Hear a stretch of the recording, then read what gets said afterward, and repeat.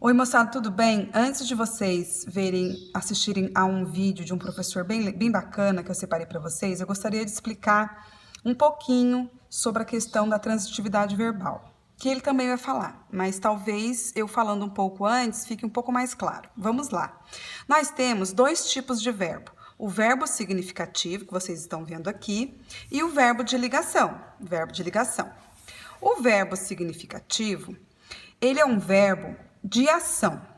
Por que ele é significativo? Porque é um verbo que necessita ou não de complemento, tá? Então, quando um verbo ele é significativo, o verbo expressa ação, correr, falar, cantar, comprar, dizer, são verbos que expressam uma ocorrência, uma procedência, certo?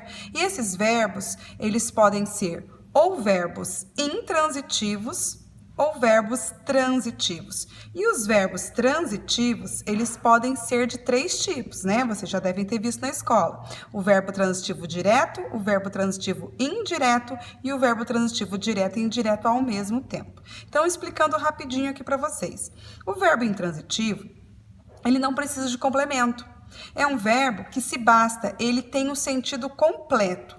Ele chegou. Você precisa falar ele chegou o quê? Não, ele chegou uma chegada, já chegou, acabou.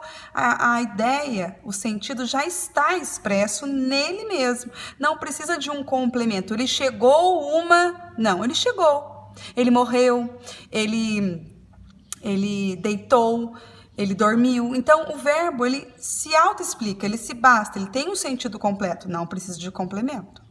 Agora, o verbo transitivo, aí sim, meus queridos, ele precisa de complemento, como na frase, a mulher descartou o lixo.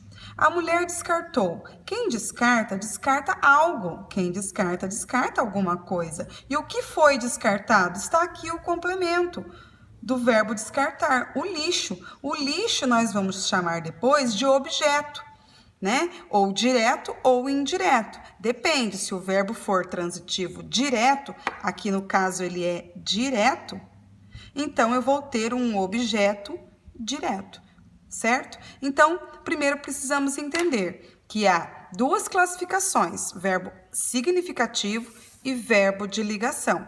Os verbos significativos têm ideia de ação e necessitam ou não de complemento. Eles podem ser transitivos, verbos intransitivos ou verbos transitivos, tudo bem? Aí a próxima aula que vocês vão ver com o professor vai explicar bem a questão da transitividade. Gente, valeu, muito obrigada. Beijo.